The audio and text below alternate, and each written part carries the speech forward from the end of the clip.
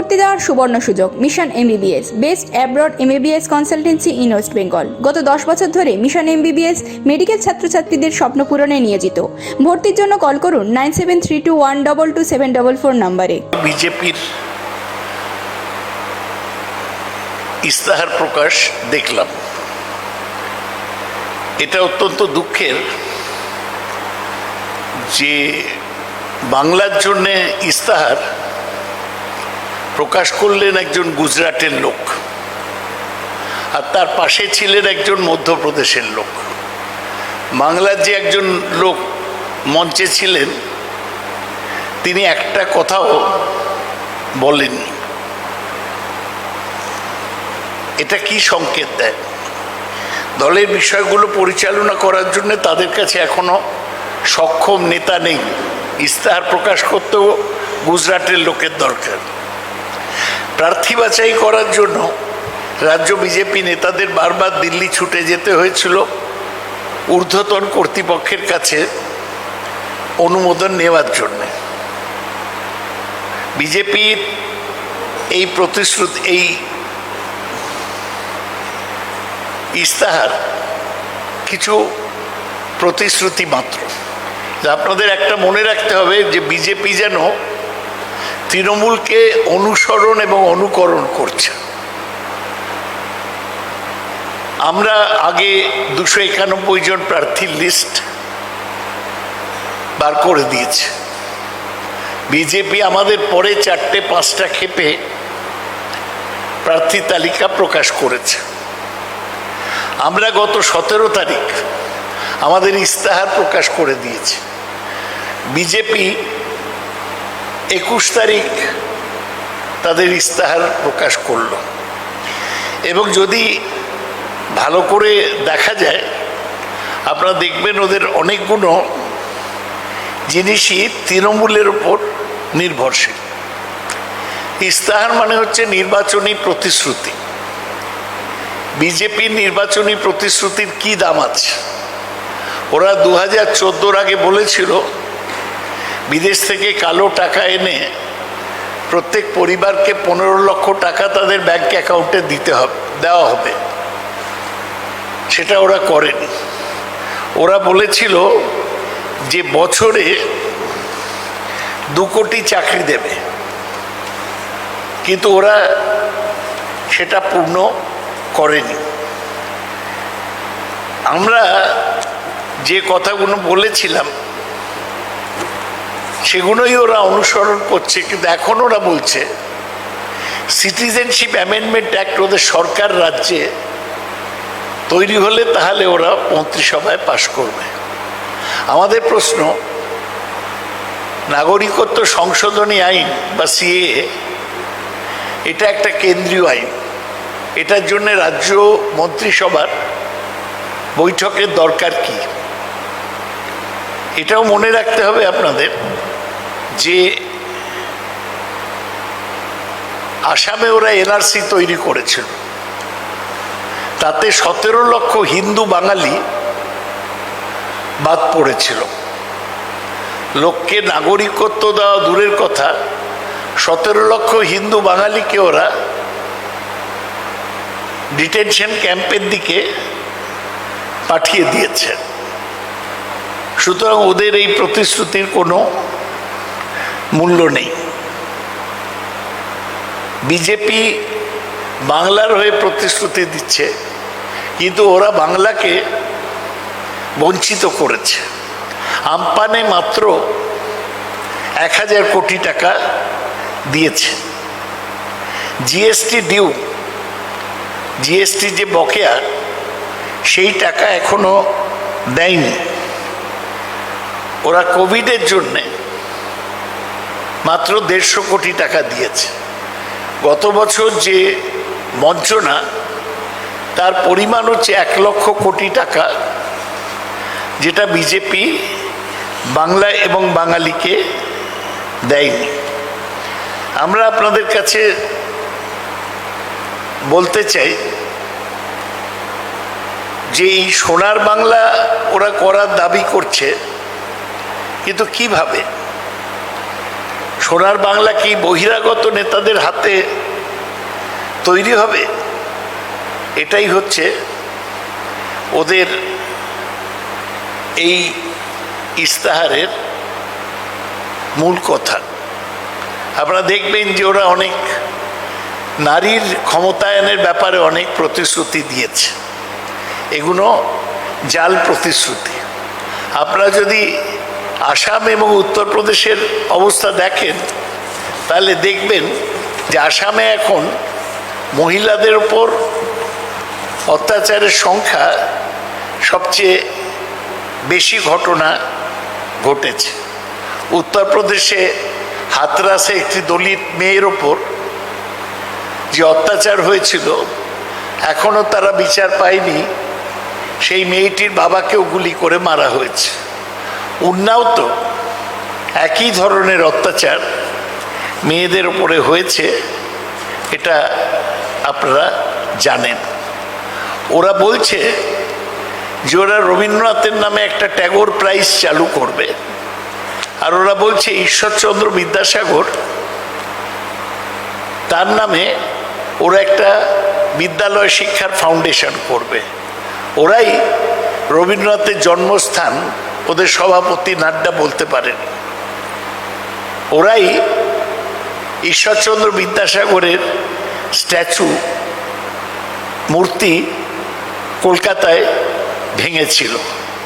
তাই আমাদের বাঙালি যারা আইকন তাদের সম্মান করার কথা বিজেপির মুখে আমরা শুনতে চাই না। আমরা ওদের জিজ্ঞেস করতে চাই যে তোমরা আসাম, ইউপি, এমপি, গুজরাট এখানে বেড়ে গেল মহিলাদের উপর অত্যাচার, যেখানে বাংলায় কমেছে, তোমরা কি করেছো নারী সুরক্ষার ব্যাপারে?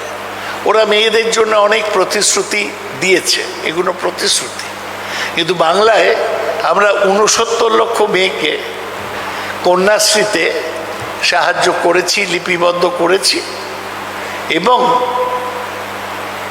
কন্যাশ্রী প্রকল্প আন্তর্জাতিকভাবে স্বীকৃত হয়েছে সম্মিলিত রাষ্ট্রপুঞ্জ বা ইউনাইটেড নেশনসের দ্বারা। ওরা যেগুলো বলেছে যে মেয়েদের MA পর্যন্ত পড়া বিনামূল্যে হবে, ওরা যেটা বলেছে যে মেয়েদের সরকারি বাসে বিনামূল্যে যাতায়াত করতে দেওয়া হবে, উত্তরপ্রদেশ, মধ্যপ্রদেশ, গুজরাট, কর্ণাটকে মেয়েদের জন্য এই সুবিধা ওরা চালু করলো না কেন? বিজেপির সব বক্তব্যগুলোই হচ্ছে জুমলা, বানিয়ে কথা বলা। আর সেটা ওরা গুজরাটি অমিত শাহকে দিয়ে করিয়েছেন। তিনিও বাংলায় বলতে পারলেন না বাংলার মানুষের কাছে, হিন্দিতে পুরো বক্তৃতা দিলেন। বাঙালি যারা ছিলেন তারা চুপ করে রয়েছেন। আমরা বিজেপির ইস্তাহারের এই ব্যাপারটা নিন্দা করছি। ওরা বলছেন যে ওরা অন্নপূর্ণা ক্যান্টিন চালু করবেন, 5 টাকায় ভাত। এ তো তৃণমূলের অনুকরণ। তৃণমূল তো এর মধ্যেই মা ক্যান্টিন চালু করেছে, এবং আমরা মা ক্যান্টিন সব শহরে চালু করার কথা বলছি। সুতরাং এই অন্নপূর্ণা ক্যান্টিন হাস্যকর। অমিত শাহ এসেছিলেন, তিনি অপ্রস্তুত ছিলেন যখন ম্যানিফেস্টো পড়ছিলেন। উনি ম্যানিফেস্টোতে যা লেখা আছে আর যা বললেন তার মধ্যে তফাৎ আছে। আমরা তো বলেছি যে 11-12 বাচ্চাদের আমরা 10,000 টাকা দেব। ওরা বললেন যে 10,000 মেয়েদের দেওয়া হবে SC, ST, OBC কমিউনিটির এবং ইকোনমিক্যালি উইকার সেকশনে। ওদের ম্যানিফেস্টোে লেখা আছে যে 7,000 টাকা ওরা দেবে। ওরা আজকে তাই বিজেপি যে প্রতিশ্রুতি দিয়েছে এটা আরেকটা জুমলা হতে চলেছে। আমরা আবার আপনাদের কাছে জোর দিয়ে বলতে চাই যে আমরা সবচেয়ে বড় যে প্রস্তাব দিয়েছি আমাদের ম্যানিফেস্টে সেটা হচ্ছে দুয়ারে সরকার। আমরা মাসে 1.5 কোটি পরিবারকে তাদের দরজায় রেশন পৌঁছে দেব। আমরা সমস্ত ক্ষুদ্র এবং প্রান্তিক চাষিকে 10,000 টাকা একর প্রতি কৃষক বন্ধু স্কিমে পৌঁছে দেব। আমরা যে স্টুডেন্ট ক্রেডিট কার্ড স্কিমের কথা বলেছি, যাতে 10 লক্ষ টাকা পর্যন্ত ঋণ পাবে ছাত্ররা, মাত্র 4% সুদে, ওরা তার সমান্তরাল কিছু করতে পারেনি। আর আমরা আরও বলেছি যে এই মিনিমাম বেসিক ইনকাম, যেটা আমরা বলেছি যে প্রত্যেক পরিবারকে আমরা 500 টাকা করে মাসে দেব, SC ST ক্যাটেগরির পরিবারকে 1000 টাকা করে মাসে দেব, সেগুলো মহিলাদেরকে দেওয়া হবে। আমরা তাই দেখিয়েছি যে আমরা সবচেয়ে বড় কাজ করছি, সেটা হচ্ছে ক্ষুদ্র এবং মাঝারি শিল্পে এবং একদম কুটির শিল্পে।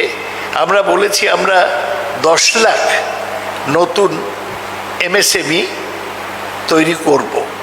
আমরা 2000 বড় শিল্প ইউনিট তৈরি করব আগামী 5 বছরে। ওরা আয়ুষ্মান ভারত চালু করবে বলছে। এখন অবধি ওদের আয়ুষ্মান ভারত মাত্র 1 কোটি লোককে সুবিধা দেয়। আমরা 10 কোটি মানুষের জন্য স্বাস্থ্যসাথী চালু করেছি, এবং ওরা স্বাস্থ্যসাথীর প্যারালেল কোনো স্কিম, সমান্তরাল কোনো প্রকল্প এখন পর্যন্ত আমাদের সামনে তুলে ধরতে পারেনি। স্বাস্থ্যসাথীর সবচেয়ে বড় কথা হচ্ছে যে কার্ডটা পাবে মহিলা, এবং পেয়েছে সেই মহিলা তার পরিবারের সবাইকে, তার মানে তার স্বামী, ছেলে মেয়ে, তার বাবা মা, শ্বশুর শাশুড়ি, সবার জন্য 5 লাখ টাকা বছরে সাহায্য পাবে। এর সমান্তরাল কোনো প্রতিশ্রুতি বিজেপি তার ম্যানিফেস্টোতে রাখতে পারেনি। বিজেপি একটা জুমলাবাজ পার্টি, সুতরাং ওদের ম্যানিফেস্টোতে বিশ্বাস করার কোনো কারণ নেই। ওরা বলছে যে ওরা অনুপ্রবেশ রোধ করবে, বর্ডারে সীমান্তে কাঁটা তার দেবে। এ তো 7 বছর ওরা ক্ষমতায় আছে, BSF তো ওদের হাতে আছে। ওরা কেন অনুপ্রবেশ বন্ধ করতে পারল না? তার মানে ওরা এই কাজে ব্যর্থ হয়েছে। আমি তাই আপনাদের মনে করিয়ে দিই যে ওরা বলছে যে বিজেপি তাদের প্রতিশ্রুতি বরাবর রেখেছে, যাতে এটা বলল ওরা, যাতে কোনো কোয়েশ্চেন না হয়। আপনারা দেখেছেন ওদের প্রেস কনফারেন্সের পরে উনি কোনো কোয়েশ্চেন সাংবাদিক থেকে নেয়নি।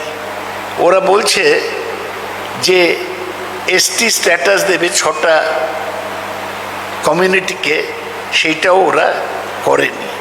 ওরা 2016-তে বলেছিল ফ্লাড অ্যান্ড ইরোশন কন্ট্রোল হবে, কিন্তু 5 বছরে ওরা কিছু করেনি।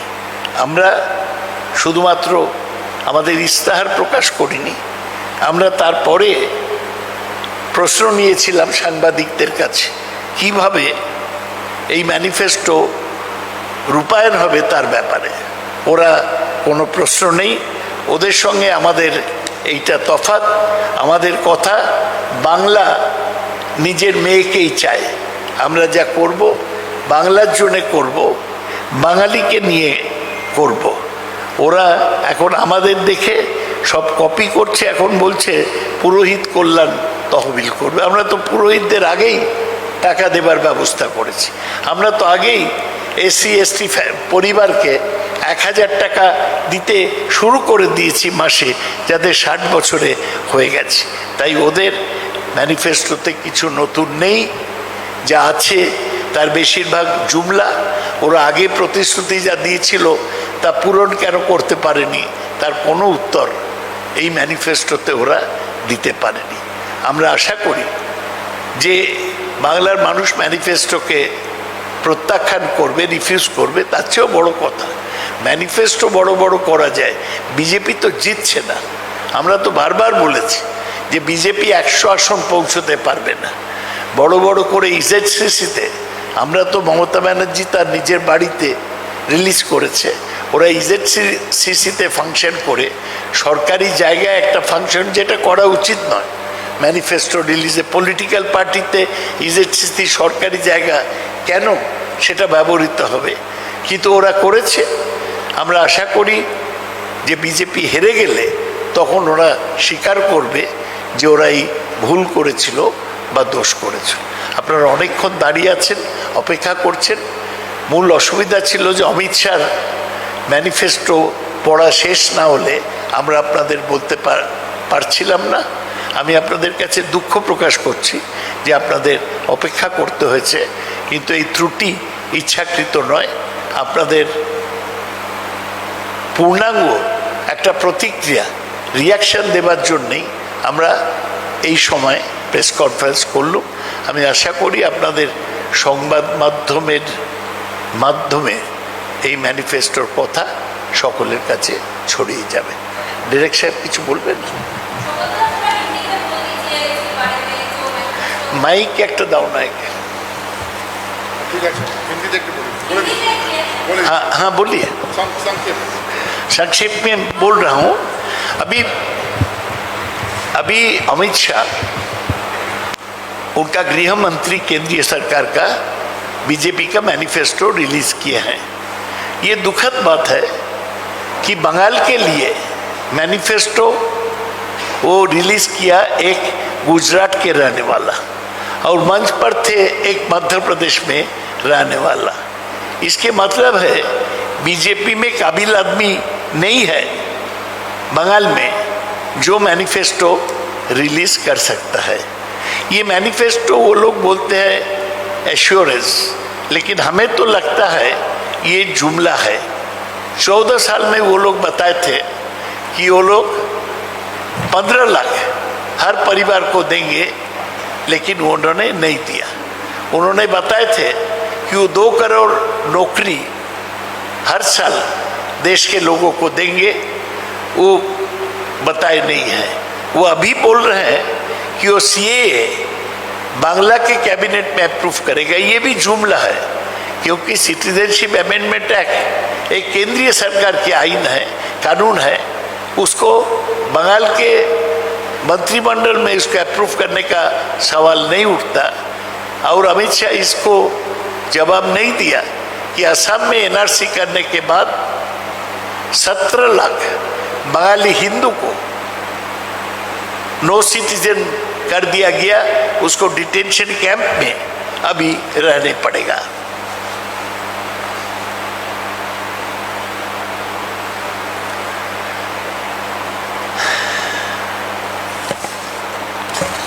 और एक बात मैं बोलने चाहता हूँ कि तृणमूल कांग्रेस सबसे ज़्यादा महिलाओं के लिए किया है। हमारी कन्याश्री 69 लाख 69 लैक्स लड़कियों को सुविधा दिया है। ये यूनाइटेड नेशंस इसको प्रशंसा किया है। लड़कियों का शादी के लिए रूपश्री 25,000 रुपया दे के हमने चालू किया है। और ये शायद आप जानते हैं कि बंगाल में महिलाओं पर अपराध की घटना कम होते जा रहा है, जहां असम, यूपी, हिमाचल, गुजरात में बढ़ गया है। हाथरस में जो एक दलित लड़की पर अत्याचार हुआ था, उसको अभी तक इंसाफ नहीं मिला। तो हमें ये कहना है कि बीजेपी जिम्मेदारी छोड़ के ये मैनिफेस्टो रिलीज किया, क्योंकि वो अपने मन में जानते हैं उसको कभी पश्चिम बंगाल में बहुमत मिलना नहीं है। उसको आज सीट 100 तक भी नहीं पहुंचेगा।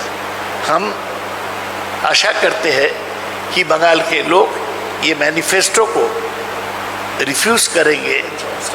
हाँ? और एक बड़ी बात आप लोग को बोलना है, एक बड़ो कथा আপনাদের বলার আছে যে চাকরির ব্যাপারে ওরা বলেছে সারা দেশে কিন্তু বেকারি 45 বছরের মধ্যে সবচেয়ে বেশি হয়ে দাঁড়িয়েছে। এই কোভিডের সময় বাংলায় কিন্তু 40% আনএমপ্লয়মেন্ট কমে গেছে। এগুলো জাতীয়ভাবে স্বীকৃত সংখ্যা। বিজেপি আসল ব্যাপার চাকরি কোথায় দেবে, কবে দেবে, ওদের কেন্দ্রীয় সরকার, রাজ্য সরকার কোনোটাই বিজেপি সঠিকভাবে বলেনি।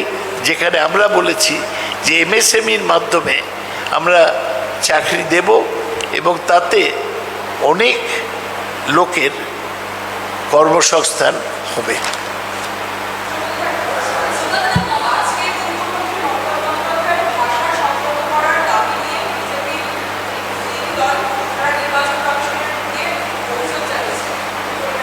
আমরা বলবো যে আমরাও নির্বাচন কমিশনের কাছে অভিযোগ করেছি যে পিসি ভাইপো এই কথাটা বলা হচ্ছে কেন, এটা বন্ধ করা হোক। মমতা ব্যানার্জি কোনো অসংযত ভাষা বলেননি, বলেন না। এত বছর তিনি মুখ্যমন্ত্রী আছেন, কেউ এই অভিযোগ করেনি। বিজেপির তো এখন ত্রাণের জায়গা হচ্ছে নির্বাচন কমিশন, যে কোনো ব্যাপারে ওরা চলে যায়। আমি একটা উদাহরণ দিয়ে বলছি, এটা আমাদের সাংবাদিক সম্মেলনের অঙ্গ, যে গতকাল রাত্রিবেলা ইলেকশন কমিশন একটা নোটিশ দিয়েছে। কি বলেছে? বলেছে যে কোনো পৌরসভা বা কর্পোরেশনে, বাংলা 118টা পৌরসভা, 7টা কর্পোরেশন আছে, তার শীর্ষে কোনো রাজনীতিবিদ থাকতে পারবে না, অফিসারদের থাকতে হবে। এখন সবকটা পৌরসভা শীর্ষেই তো তৃণমূল কংগ্রেসের প্রতিনিধিরা আছে, সুতরাং এদের সরানোর জন্যই ওরা এই পদক্ষেপ নিয়েছে এবং বোঝাই যাচ্ছে বিজেপির অনুরোধে ওরা নিয়েছে। আমি 19 তারিখও আমাদের একটা প্রতিনিধি দলের সঙ্গে নির্বাচন কমিশন সাথে দেখা করেছিলাম।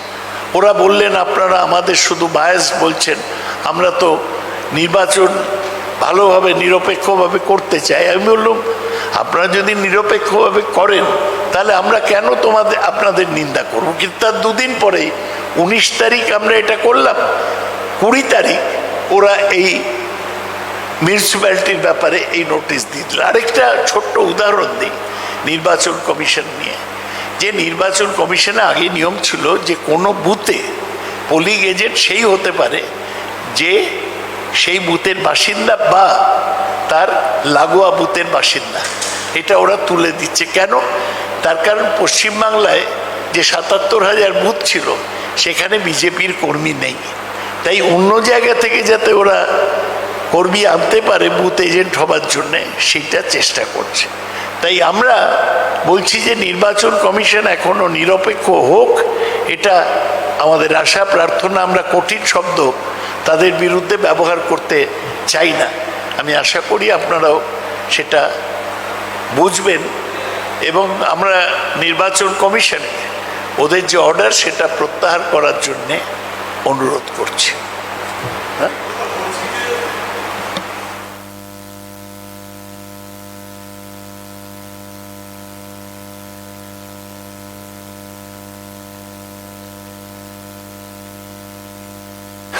যে 7 বছর আগে যদি বিজেপির এই চেহারা দেখা যেত তাহলে লোকে ওদের 2019-এ ভোট দিত না। মানুষ তো তখন জানতো না যে প্যান্ডেমিকের সুযোগ নিয়ে ওরা কৃষক বিরোধী কৃষি আইন নিয়ে আসবে, প্যান্ডেমিকের সুযোগ নিয়ে ওরা বেচুবাবুর কাজ করবে, সব বেচে দেবে, 2টো ব্যাংক, একটা ইন্স্যুরেন্স কোম্পানি, LIC-কে প্রাইভেটাইজ করে দেবে, বিমানবন্দর প্রাইভেটাইজ করে দেবে এবং শ্রমিক বিরোধী শ্রম আইন নিয়ে আসবে। এটা জানলে মানুষ বিজেপিকে 2019-এ ভোট দিত না। আর ওরা বিজেপি কৃষকের গায়ে হাত দিয়েছে।